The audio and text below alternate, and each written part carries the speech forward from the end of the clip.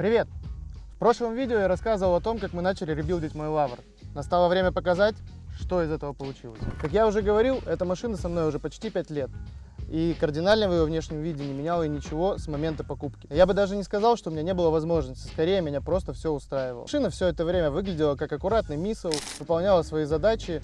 И в общем и целом, даже когда я подходил к ней, мне казалось, что как-то так себе.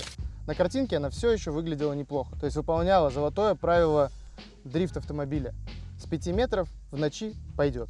Более того, я всегда был против этих ребилдов. Время идет, машина стоит, деньги тратятся, а эмоций она тебе никаких не отдает. И уж точно я не думал, что я буду сам красить свою машину.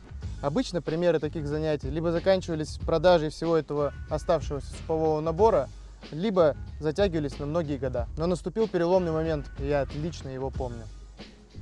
Это видео снял мой друг Даня примерно полгода назад. Казалось бы, должно быть все красиво. Два лоуреля, горы, довольно близкое в силу моих умений.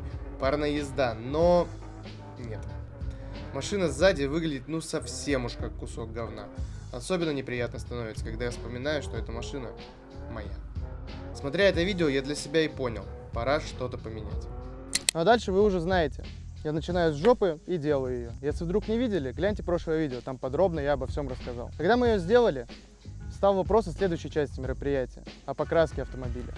Сначала я хотел обратиться к специалистам, но когда узнал цены и сроки, то решил, что пошло оно нахуй. Какие 3 месяца, полгода, какие 250 тысяч? Не, это точно не про этот автомобиль. А еще надо решить, какие колеса выбрать, еще и купить надо, какой цвет красить, где это делать. Короче, вопросов больше, чем ответов. И тут раздается звонок от Толи. Он говорит мне, что у него будет время в июне, и больше его не будет. Что к граундеду мы должны быть готовы и выскочить на классных 2 красивых лоурелях. И в общем и целом, давай, собирайся в кучу и выезжай в Краснодар. Я опешил, а что делать-то? Надо ехать и делать машину.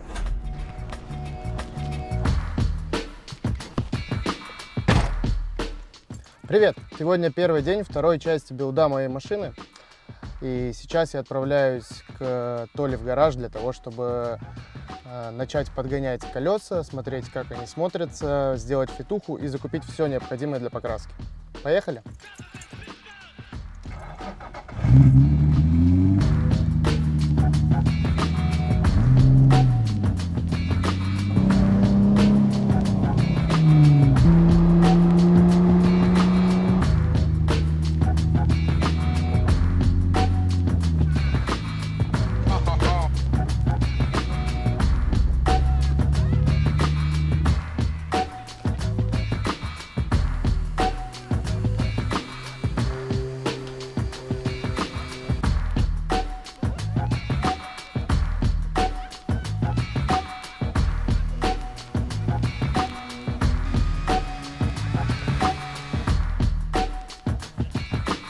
Что, настал уже 3-й день работы над данным чудесным автомобилем, и если нам сильно повезет, это примерно середина всех процессов, которые необходимо исполнить, так скажем.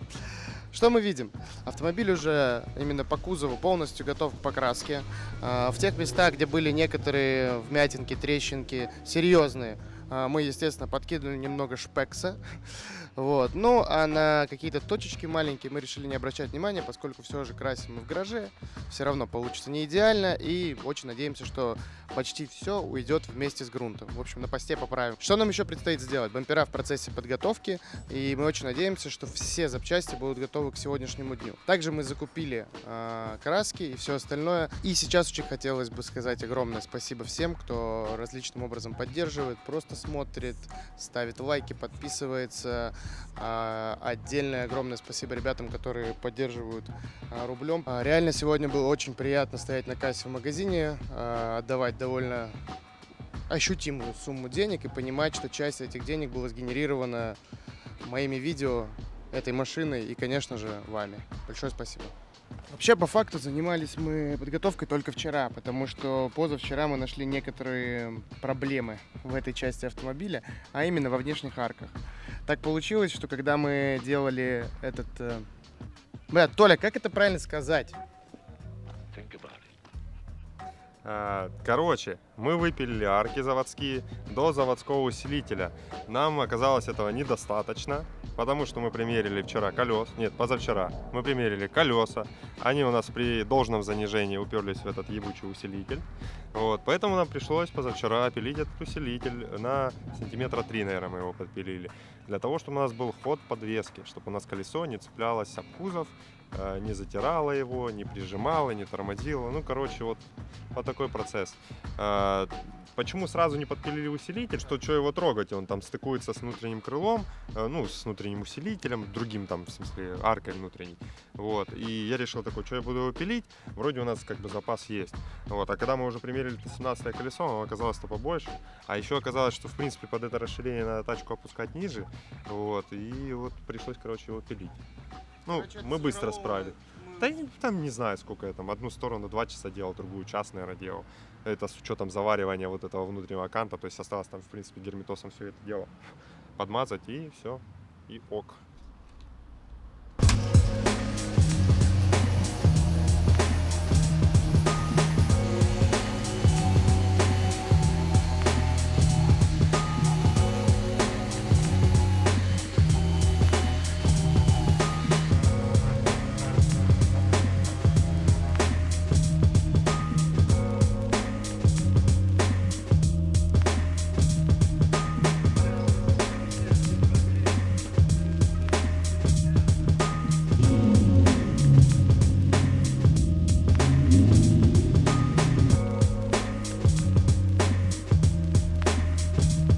Ну что, на моих песочных 2 часа ночи, и так уж получилось, что мы за сегодня, то есть за 3-й день, сделали все, что мы хотели по кузову, и было принято решение начинать красить. Мы красим ночью, потому что наиболее хорошо все видно, мы еще инсталлировали также свет дополнительный, и как только оттуда начнет бить солнце, мы перестанем видеть, как ложится краска там, или лак, или любые другие материалы. Осталось только положить всякое сюда, моторный отсек, и обезжирить машину. И будем начинать. Охуеть. 2 часа ночи мы будем начинать. Наберешь нахуй.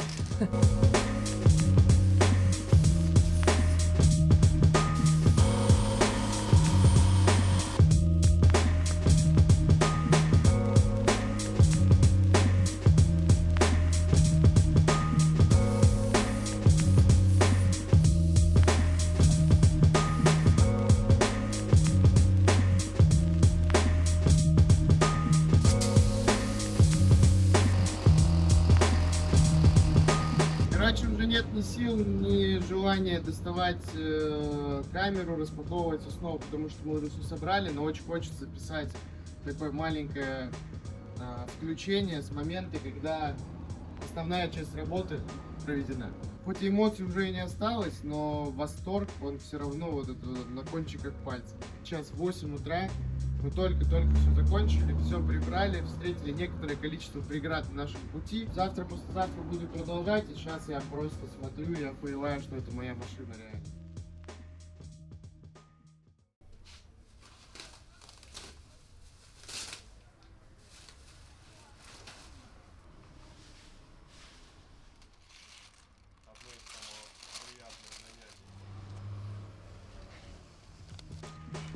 Следующие несколько дней были похожи на день сурка. Мы снова и снова шлифовали, зачищали, обезжиривали, грунтовали и красили.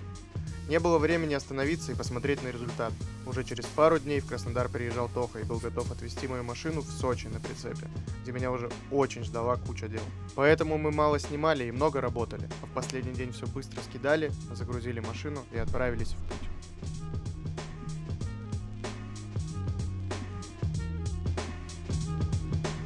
В общем, вот что вышло спустя 7 дней и 25 тысяч рублей.